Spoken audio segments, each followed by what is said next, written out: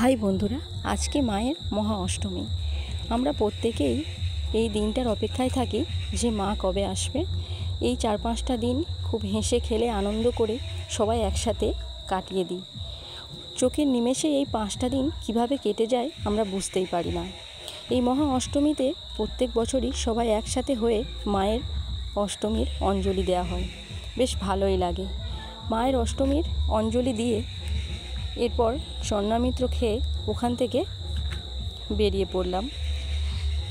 এরপর সন্ধে ঘুরতে যাওয়ার পালা।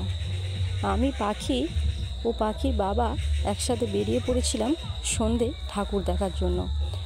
আমরা ফার্স্ট টাইম গিয়েছিলাম বিষ্ণুপুরের কাছে একটা মণ্ডপে। তো থিমটা ছিল বিপ্লবীদের নিয়ে।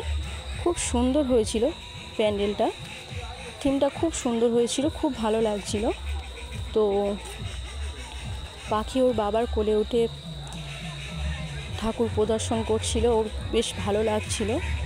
এই বড় মূর্তিটার দিকেও খুব দেখছিল। আমরা বেশ কিছুক্ষণ ওখানে ছিলাম, ফটো তুললাম, একটু ভালো করে ঘুরে ফিরে দেখলাম।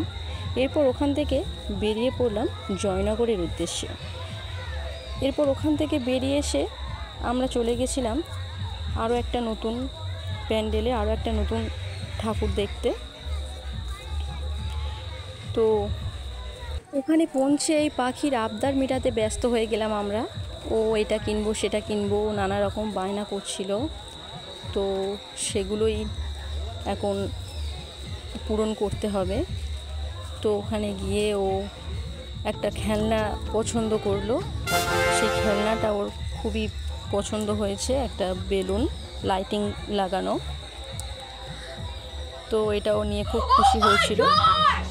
বেশ 10-15 মিনিট পরে দেখো খেলনাটার কি অবস্থা হয়েছে, দেখো। হ্যাঁ, এইরকমই অবস্থা হয়েছে খেলনাটার।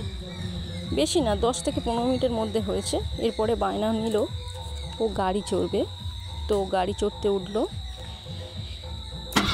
এরপর রাত হতে শুরু করলো। আমরা বেশ কয়েকটা ভালো ভালো প্যান্ডেল এরপর বাড়ি ফেরার পালা। খাবার দাবার কিনে বাড়ি চলে এলাম। অপেক্ষায় রইলাম, সামনের বছর মায়ের আসার অপেক্ষায় রইলাম আমরা।